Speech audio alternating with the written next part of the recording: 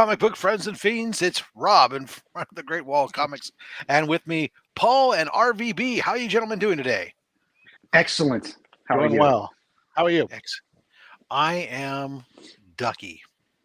Oh, Yeah, fancy. there we go, Ducky. Yeah. Yeah. So Paul and RVB here. Berk from Berkfamily was slated to join us as well.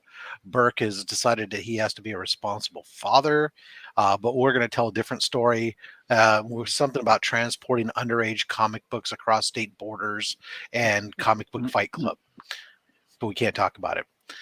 So those are going to be our excuses why he's not here, even though he's really just being a responsible dad. But that's not a fun story. Yeah. I mean, whatever story started with, oh, and then he did the right thing and he did this and blah, blah, blah. Yeah. It's far more scandalous your way. Exactly. Yeah, exactly. And I don't know what I don't know what an underage comic book is, but it sounds well. Actually, I do. It's anything less than a Golden Age book. But Flash by Night, how you doing, sir? Les Crucius, how you doing? Everyone else who's joining us right now as we're getting ready to get started. We're going to talk about the Flash today. Now, this is a character on these character discussions that, like actually many of them, I really don't know much about other than what. I mean, I don't read the Flash. I should say. Let me rephrase this. So let's set the table. I don't read the Flash comic books. I've never read a Flash comic book as a title. I have read a few Justice Leagues with the Flash in it, and obviously other stories where the Flash shows up. Now, I did grow up. I mean, I watched TV, so I have seen not only the current Flash series, but more importantly, I watched the '90s Flash series with John Wesley Shipp. And that was probably really for me personally my first introduction to Flash. As a kid, I thought it was interesting, but it wasn't. It was all I needed. I didn't have any kind of desire really to read a comic book about a guy who runs fast. To me, obviously, there's a lot more to that. Now, before we get into this and have these guys lambast me completely, let's start with RVB, who's shaking his head the most egregiously, ready to hit me. Oh yeah, we got to talk about that after. Your first introduction into the Flash and how it's how he's, and I don't care. We're not going to get into which one yet, but just how it's grabbed your attention. What's you like about the Flash? The first time I saw him was on Super Friends because I am old. Yeah, of course, yeah, and I mean, it's such a great suit and just such a a visual character.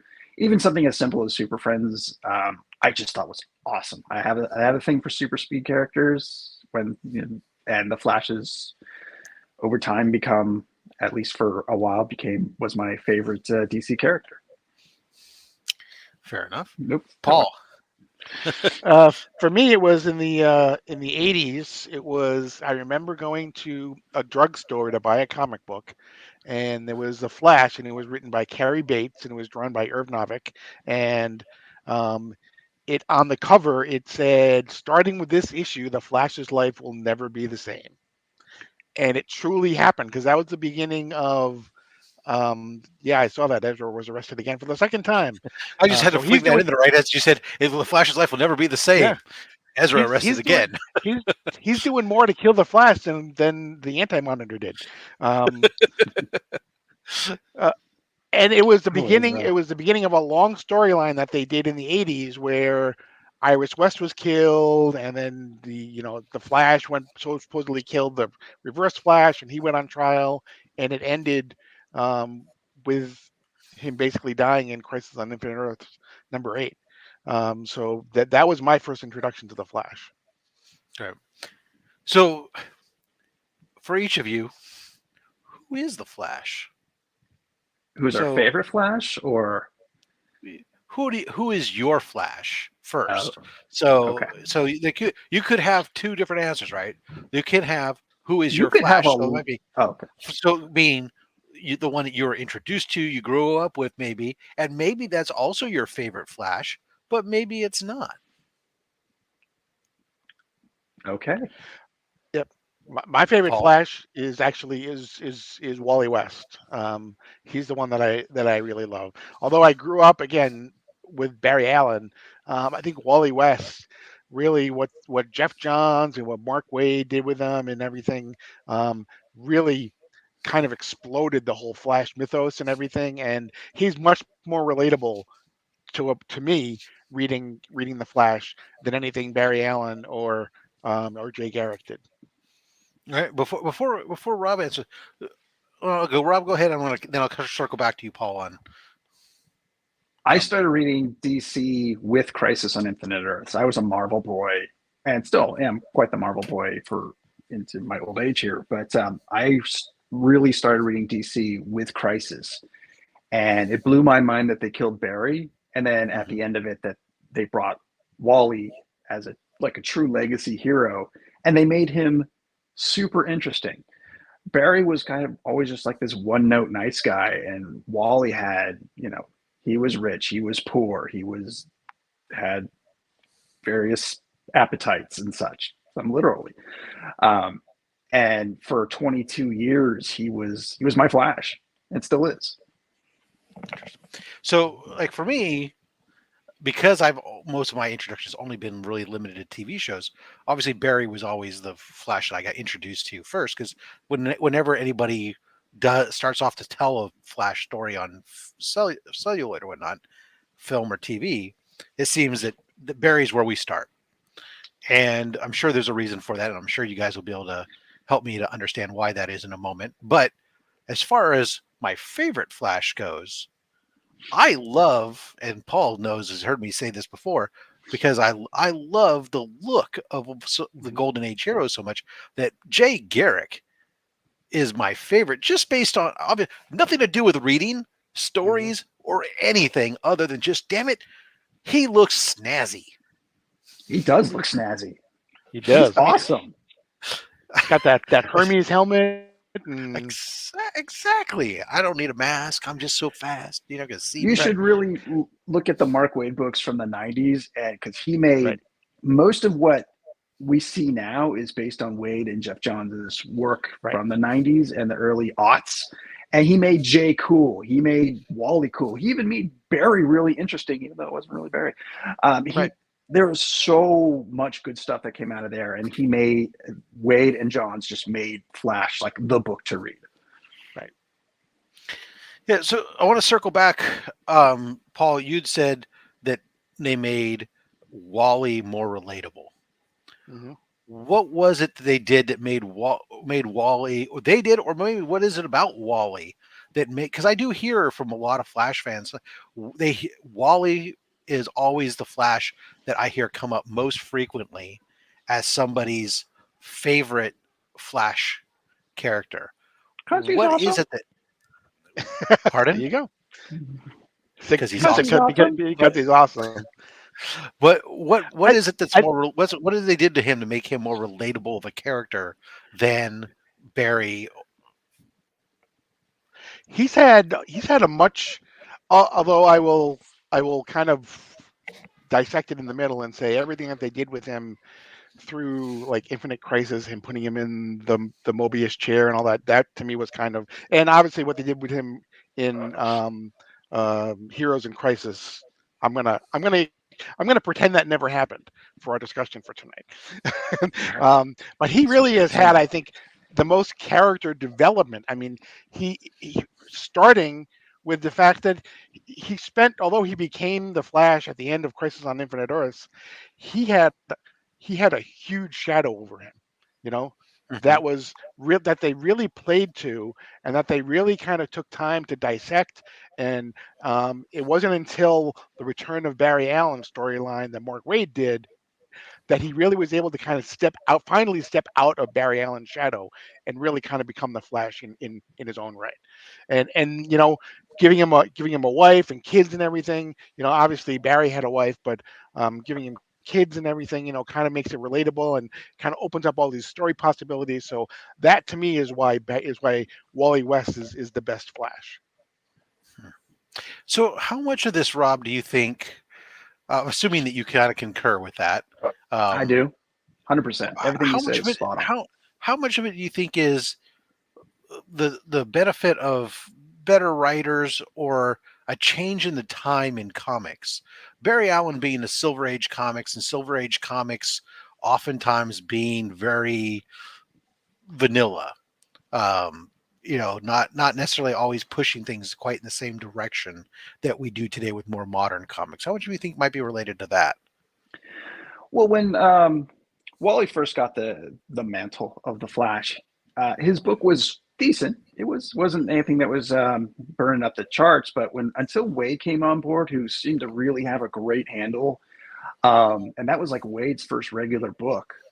He took everything that you could want in it and threw in the kitchen sink, and then Jeff Johns just jumped on top of that. I think it's due to the modern writing style and just a change of tones of how you make a comic book in those times. And it wasn't gritty, it wasn't extreme or anything. It was just good writing and good fun with great stories. And the artists that came off of Flash in the 90s are just a rogues gallery of just greatness. Just so many good artists that came out of there.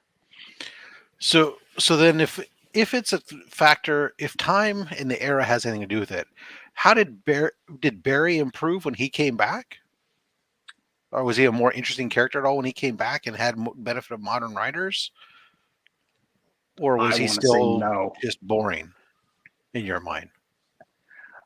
With the new, he was okay when Johns was still writing him, but once the new 52 rolled around, I found the stories to be very lacking. And I didn't find it really anything too exciting about Barry at all. And they were just, you had to deal with the retcon of the new 52. And once they finally started to course correct, it was better with Josh Williamson, but still wasn't really great to me. I still haven't seen anything great come out of the Barry since Barry's returned. So Paul, let me ask you. Yeah. So if Wally is so interesting and such a good character, mm-hmm. and Barry is kind of boring and hum-ho, why is it, do you think, that we keep getting fed the Barry version of the Flash as the main course in every film or TV adaptation? I think it's because, in a lot of ways, I think that the people who grew up watching it, maybe not the readers now, but mm-hmm. when you say the Flash, I still think most of the people still say the name Barry Allen, because from a historic standpoint for DC Comics, Barry Allen is the Flash. He was the Silver Age. Mm-hmm. He was a Silver Age personified. He started it, and he's the one that kind of, kicked it off.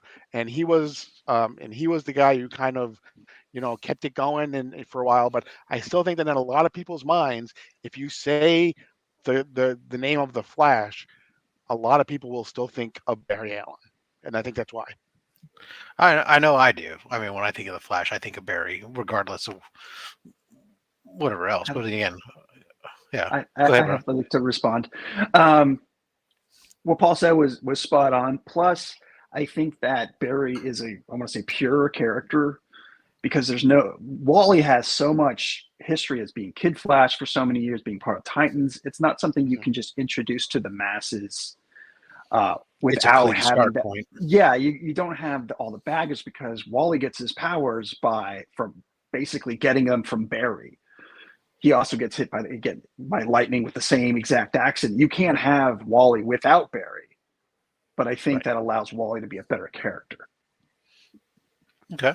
That makes sense. I mean, one of the things that's interesting when you think about the Flash, is there another character? I mean, there are, actually probably Green Lantern's probably the only other character I can think of comes to mind readily where you have a successful passing of the mantles for over and over again, not just once, but multiple times. You've successfully passed the mantle of who this character is as a different generations. The Flash has done that very well.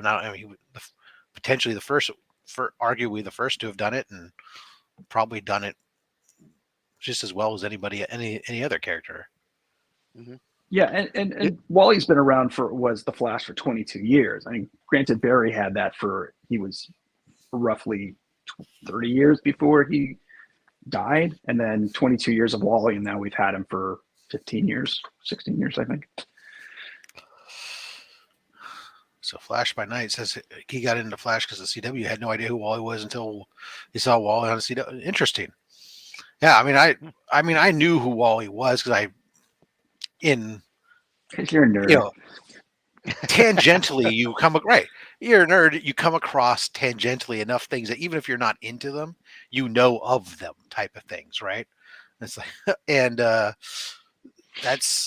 so Wally was one of those people that I knew of. But so speaking of which, so this is actually a good segue into things that I don't know, but I've kind of heard tangentially or whatnot. When we talk about who the best and all this stuff, and I know that Wally is apparently the fastest of the Flashes, supposedly. Correct.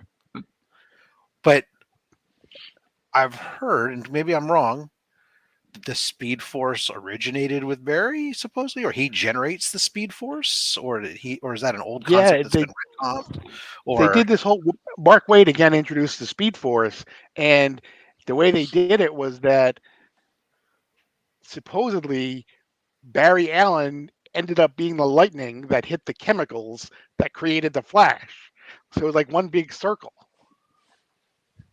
Yeah, that was in like a Secret Origins or something. But yeah, they kind of worked that in, and then I don't think they explained it how they broke that cycle when Barry came back. But okay, I heard it. I heard it more along. I think the way it was explained to me at one point, and again, I'm completely just going was something about the fact that he actually somehow generated the Speed Force that everybody else's pulls from him, and I think it was more Wally. Towards the end there, I think maybe I'm confused. It's bounced around, especially with having Barry be so prevalent with the TV show and everything. A lot of stuff that was generated during the Wally run was co-opted by the Barry run. I mean, you can even go back to the '90s show. Half the the Tina McGee character and a lot of stuff from like the Starlab stuff was more Wally than Barry. It's just they kind of just merged the two together. So watching a guy go for a run is boring. I said it. Why am I wrong? It's so much more than that. It's about a guy who should be able to stop anything because he's moving and thinking so fast that these villains can somehow beat him. And that's the challenge of having a character like the Flash or Superman who should be all powerful, but you have to come up with villains that can stop him. And with the Flash, it's usually like the Rogues and people like that, and they really sucked up until again Wade and Johns came along, and they came up with some like really creative characters and creative bad guys like Savitar or along those lines. Paul, any thoughts? Yeah, I think that's true. Although I think if you look historically, again, this is just my personal opinion, I would say that Batman, Spider-Man, and the Flash to me have the three greatest rogues galleries. Those would be my three. But to your point, I mean, it was okay. One guy had a freeze gun, one guy had a heat gun. One guy could spin around really fast. He was the top. One guy controlled the weather. They had an ice skating golden girl. It was the golden glider in the 80s. So maybe they weren't necessarily. Hey, Spider-Man's got Rocket Racer. Right. They weren't all winners, different. But again, I think to me those three are the three characters that have the greatest rogues galleries, and Dick Tracy. Yeah, I would agree with that too. Yeah. Oh, of course, yeah, Dick Tracy. So for the Flash, what being obviously, I think Rob mentioned the thinking aspect, and that which is something that people think when people like me go, oh, yeah, he runs real fast, so yeah. What other thing, but we've talked, but Rob mentioned he thinks. In order to move that fast, you have to be able to process mental commands to your muscles and everything else, and therefore also kind of correlate, be able to think that fast. And which is obviously, and we've seen it in the show with him, reading books like in moments and everything else, and being able to process and retain that data and everything else. What other interesting, or what's your favorite use of his speed that he's done, whether it's been something that you didn't think of necessarily would have related, or just as a way even to stop somebody that, or to save the day or something else, that was a unique way to use speed that you wouldn't necessarily have thought of, or somebody like me wouldn't think of initially. Let me start with Paul. Okay, so you're looking for an interesting flash fact? Is that what you're looking for? Okay. Just your That's funny to us. You don't get the flash fact. You don't get the flash fact reference. Yeah, in a lot of comic books in the Flash, they would put flash facts at the back, which would be science related things, and they were called flash facts, and they would do those things. So for me, for me, the one that I really enjoyed, I don't know why, but for me was the way that he could vibrate his molecules and he could pass through things. That to me was always kind of cool, I thought. Okay. Rob? This only happened once that I remember. He was watching a movie and he was being bored as usual, and he gets hit in the back of the head with a bullet. And when he gets hit in the back of the head, he instantly snaps into super speed. And then he has to find who's trying to kill him with this, and so everything is still, and he's moving at super speed. He sees the bullet, and it's like kind of a mystery thing. It came from the Messner Loeb run, the early issues of the Wally West Flash. And I just thought that was a cool little story, and I was kind of surprised that they didn't kind of expand upon that more. But Wally did have quite a few slow motion moments of the world being frozen around him while he was trying to solve something. And I thought that was always really cool. Yeah, I mean, I've seen something similar to that in one of the TV episodes, I think, where they did a whole thing of really going into hyper speed or something, and where everything was basically not moving while he was moving around within moments of seconds or something. But so with the idea of the rogues now, who is your favorite rogue of the rogues gallery for the Flash, and who is you think is overused the most and is just completely lame? Who are you asking? I don't care. Both of you. Somebody Okay. jump in. I'll just let you jump in. Best rogue, Captain Cold, hands down. I would gladly read a Captain Cold rogue series, which there's actually a little mini series out right now. But he's the best. I mean, he is the rogue from the Rogues Gallery. The one that was used so much and during a lot of the Wally West run was Abracadabra. And I could go probably another 20 years without reading an Abracadabra story. They never really nail him down outside of the old Cary Bates type stuff where he was a legit 64th century magician. But then he's changed a little bit over the years, and I just didn't really care for those stories. I just thought it was, and he kept popping up, and it was terrible. Okay. And for me, actually, my favorite has always been Captain Cold as well, because he was the guy that put together. He was like the leader of the rogues. The one that I think is overdone, although I enjoy him, I think he's overdone, is the Reverse Flash. I mean, it seems like whenever he's kind of like, he's not as good as, but he's kind of like the Joker. Is whenever they think they need to do something sensational in the comics or whatever, it's the Reverse Flash, and that's the one thing that I think, to me, is kind of overdone in the TV series too. Is there's just it's like every season he's fighting another speedster. It's like that's it. I had to quit. Or Look, I quit. I was watched the Flash for the first 4 or 5 seasons, but I had to quit. I was like, I can't watch another episode where, again, it's, I'm not fast enough. Oh, let me train harder. Okay, I'm faster now. I saved the day. building up to, oh, I have to fight this new speedster who showed up. I'm not fast enough. Let me go faster. Yay, I saved the day. I'm about ready to eat a bullet. I got so tired of that stuff. He is way overused on the TV show. If you want Reverse Flash story, read The Return of Barry Allen by Wade LaRoque. Paul mentioned it earlier. It is by far the best Wade story. And but it wasn't just Reverse Flash. I mean, it was also what Savitar and frickin' I don't know, all these other speedsters. I mean, how many? There's a whole bunch of Flash characters, right? So we got. Help me out here. I know there's Jay and there's Barry and there's Wally and then there's Impulse. Who's Impulse?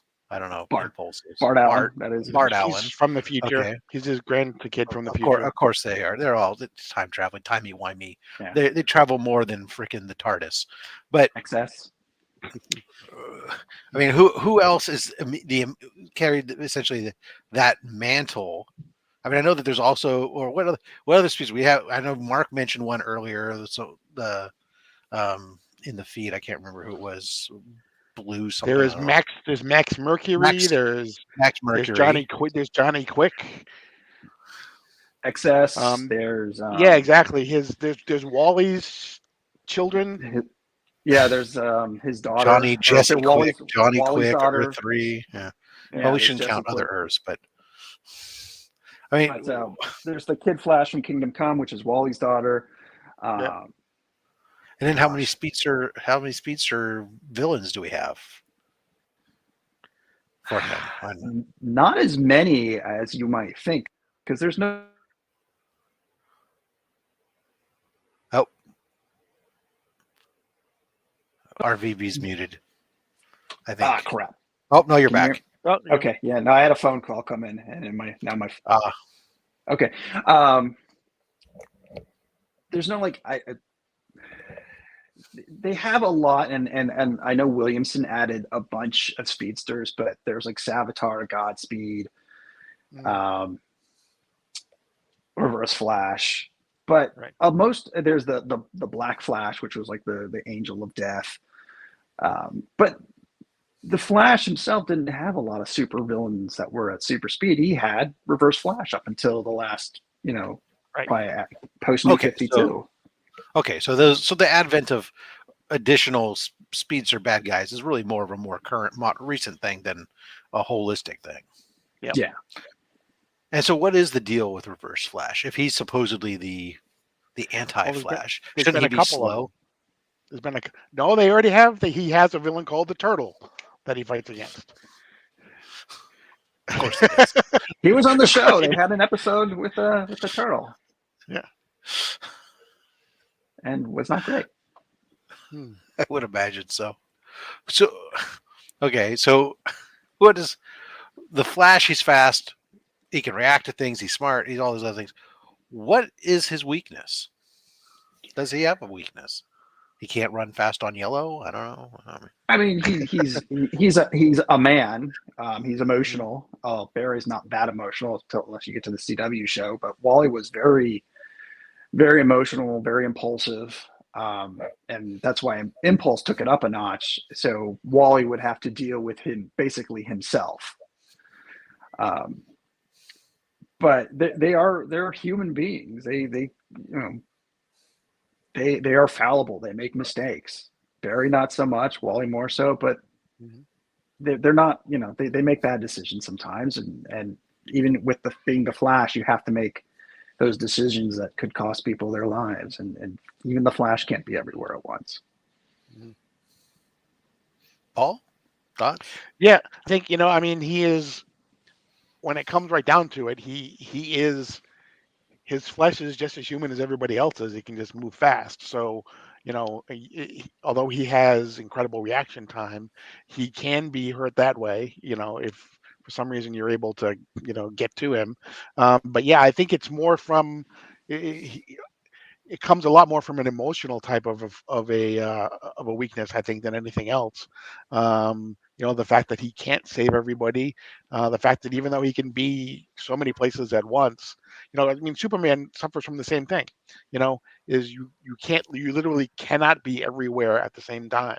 And so, people are going to get hurt and people are going to die. And, so those are the type of battles that he fights, I think, every single day. So both of you say the flesh is human. Nice. I mean, physics says, dude, come on. If I'm landing a punch at 800 miles an hour, my hand is going to be a mashed potato when I'm done. Well, the Flash has his speed aura, which protects him from a lot of the friction and a lot of that stuff. But if you look at like the first Wally West Flash #1, there's a terrorist, and he ends up hitting the guy like 50 times, and he can, like, the narration it's his thoughts, and he hits the guy so many times that he breaks his hand, and he continues to hit the guy, even though because he the bad guy, and he just. And then for the rest of like the next few issues, he's got his hand all wrapped up and everything, and it causes a problem. But he can do a lot of cool stuff, but he doesn't have like great feats of strength. He can't, while he can hit you a lot of times, he can't hit you that hard without hurting himself. Mass times speed equals force, right? Yeah, I mean, there's a lot of that in there too, especially with the flashbacks and everything. Right. So I don't have to hit. I don't have to be able to super strong to be able to punch you. If I punch you at 800 miles an hour, that amount of physics says that's going to hurt. But it's an equal and opposite reaction too. Yeah, that's why you have his speed aura, which prevents him from getting bugs in his teeth and tearing us his costume. He doesn't burn up when he starts running, and he stops and it protects the people he's carrying and stuff. Got it. Magic. Cool. Okay. Science. Flash science. Flash. Exactly. Me and Paul are on the same page. You don't know what you're talking about. I know I don't know. I was just kind of curious. Hey, the same thing can be said about the characters that I like. You can sit there, you can find something and you can go, well, why this? And you just got to go, comic book magic, maybe. Well, that's why you got like. It's called fiction. If you go back to Jay Garrick, he supposedly gained his speed because he inhaled what's called heavy water, or hard water, which to me, that's ice. Right. Yeah, I still don't get that one. But whatever, he's cool. Jay is like between Jay and Alan Scott, those are like the two coolest Golden Age heroes ever. So yeah. He got some magic beans for a cow, and then all of a sudden, bam! Wait, no, I agree. I love because Paul's brought on SlabHub a lot of those books, and I don't give a rat's ass personally about Green Lantern or Flash generally when it comes to comics. I don't read them, and I'm sorry for those of you who like it. That's great. I don't begrudge you because I like some characters that other people don't like. That's there's room for all of us here in the comic nerdom. And that's great. And that's where I like doing this show sometimes is when we get to talk about a character I don't know. But man, I do love those costumes and stuff for Alan Scott and Jay Garrick. They just look awesome. They do. I'm telling you, read that Wade, read the start of the Wade run with Flash Year One, and read up to Return of Barry Allen, and you will be a Flash fan. Yeah, see, Jay Garrick got his powers from an unknown mix of minerals, alchemy. Yeah, magic. Yeah. And Flash has a bad guy named Dr. Alchemy. I was being facetious when I said it was ice. Right. So let me as we're coming up on the time here, let me ask you guys one last question here as we're timely as we come back full circle with the information about our recent film version of the Flash and everything else. TV and movies, popular or not, what was your favorite non-comic book version of the Flash that was presented to that you've dealt with? Or you saw I'm talking about. It could be the Super Friends, it could be more recent Justice League, stuff or in cartoons or TV shows like the CW stuff? I will go with my favorite for live action is the John Wesley ship, Jay Garrick. I'm so when they brought him as Jay Garrick, I lost my mind. I mean, I just flipped my lid, especially after the whole like bait and switch with the other Jay Garrick, and then the Justice League Unlimited or Justice League Michael Rosenbaum Flash, which was a Wally West cartoon version because he is awesome. Yeah, I hate to sound redundant, but I'm going to go with the same thing. To me, John Wesley Ship, it was a series before its time. It cost too much to make, and so that was really why it only lasted a season. Plus, it actually happened, if I'm not mistaken, it happened right at the beginning of the Gulf War, and it got preempted a lot because of news reports and things like that. So people had a hard time finding it. But when Mark Hamill was on as a trickster, I lost my mind. It was like, man, that was incredible. And then I would be the same thing for Wally West. It's got to be, Justice League Unlimited. Absolutely. Yeah. I mean, I gotta go with you guys here. I mean, John was the ship again. Like I said, that was like, I mean, yeah, I saw Super Friends and all the other stuff as a kid growing up, but John, that show for some reason just stood out to me. The Flash in the '90s, and when I started watching the CW stuff, I know Rob and I were, because we worked together. When they had John Wesley Shipp show up as Barry's dad, I was like, oh, and then later on to bring him on as Jay Garrick from Earth One or whatever. Yep, dude, I needed to get some. And then to bring him back on as Barry Allen. Yeah, and then when they brought Mark Hamill back, right? Oh yeah, exactly. Yeah, they put him in this Crisis.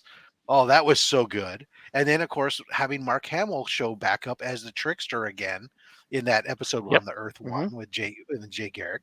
That stuff was great. I mean, that pulled at every nostalgia heartstring thing that I could possibly want. Exactly. And that's all it was. It was pure saccharine for those of us who dug that show. But damn it, you spoon feeding me saccharine all day long. It's sweet. That was quality Flash TV. That was, I mean, when they had the first few years of the Flash are mostly great. It's gotten kind of gone hill over time, starting to show its age. But those first few years where they were like really leaning hard into the comic book stuff, fantastic stuff. I was so happy, especially with the Jay Garrick and the Mark Hamill and all that stuff. Zoom and all those other guys.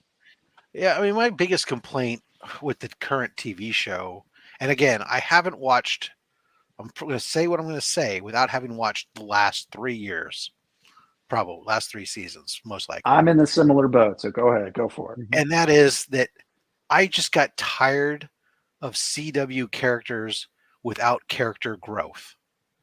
We saw it all through Arrowverse, where essentially throughout Arrow, where essentially you had the same character throughout the entire thing and never learned from the fact that, maybe if I trust my colleagues, they'll help me. And then you got Barry, who is just like always seemed again in the same. Every episode just seemed to be exactly the same formula, just change who the character was, and we didn't have real character growth throughout it. I'll just go do it alone. Let me go do it. I just got to be faster. I don't know. Yeah, I watched that Armageddon thing that they just had, and Barry was exactly the same. It's like he hadn't changed a day. I'm not fast enough. I can't do this. And it just bummed me out. I want to love this show, and I did at one point, but poor Grant Gustin, he has to like carry that whole thing, and he's been great, but the writing has not served him well. Right. So Flash by Night, I watched The Flash all the way up through Crisis. That was, I think that's about when I tapped out too. Yeah, I think that's the season where I was, you know what, I'm kind of done with this.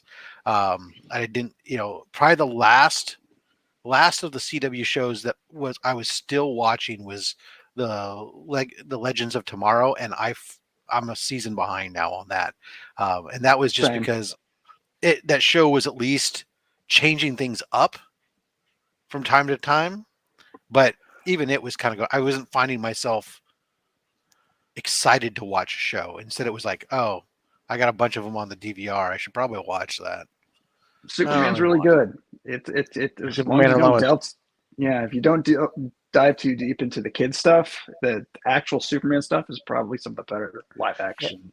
And Legends too. You mentioned Legends. I mean, it's kind of the most out there of the shows. It's kind of just does. I mean, they jump the shark and then they jump themselves jumping the shark. I mean, it's okay. They don't pretend to be anything other than what it is, which is just, hey, we're gonna have fun, or at least it was. I don't know how it's been lately. If they get renewed, I do want to watch Donald Faison as Booster Gold. I will watch that all day, every day. All right. Well, we are past the time. It's like time went by so fast. We didn't even get in to the time travel aspect of the Flash. Time went by fast on a Flash show. Imagine that. I know. And we'll have to get on the cosmic treadmill and back this stuff up. I know. Who knows? I guess we'll have to maybe circle back around another time. But I want to thank both my panelists today, Rob RVB. You can check him out on Instagram at Full Nerd, and Paul Cook at Paul Cook. Thank you guys very much for coming out. You got anything coming up on your shows, or Rob, your podcast that you want to promote real quick? We just did Dick Tracy to bring that back.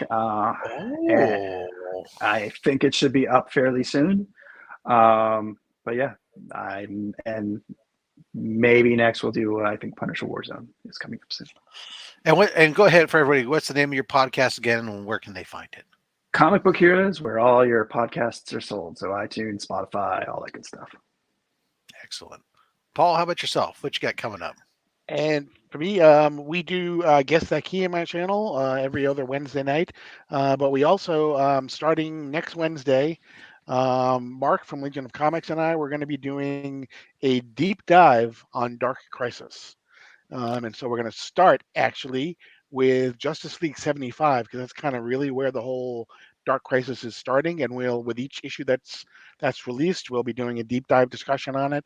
And it should be a lot of fun. Sweet. Awesome. All right. And for myself, Saturday's coming up, and that can only mean one thing. It's time for the most salacious YouTube show about comic books there is, and that's SlabHub. God, I don't even remember who the hell my guest is this week. I'm horrible. Is it me? No, it's not. No. Oh, it's Man Cave Comics. He'll be back on the show again. I should know fourth that. time, man. Yeah, right now. That's all right. But we got Paul scheduled to be a fourth time, too, coming up eventually. So you never know. Anyways, everyone, thanks for coming out. Much appreciated. Next time, next show, Sidekicks Talk Comics, the first and third Tuesdays of every month. Next show, I'll be sitting down. We're going to take a break from the character discussions for a moment. I'll be sitting down with the Rogue Trader, and we'll be discussing comic book pressing, not just at a professional presser, but at home pressing, all different things about what's involved, things you should be aware of, all that type of stuff. So interesting. We'll deep dive into comic book pressing. And with that, I'm going to bid you all adieu, and we'll run the brand new partnership promo. Yeah. Need comic books pressed? Well, Rob FatStax and friend of the channel, the Rogue Trader, have partnered to fight cancer and provide you with a great deal. Whenever you order pressing services from the Rogue Trader's website, theroguetraderutah.com, and use the code FATSTAX at checkout, you'll receive 20% off your pressing purchases, even on already discounted multi-book bundles. In addition, each time the code is used, we'll make a donation of $10 to the C3 Comics Curing Cancer campaign in partnership with the American Cancer Society. It's a win-win. You get your books pressed, and we kick the butt of cancer.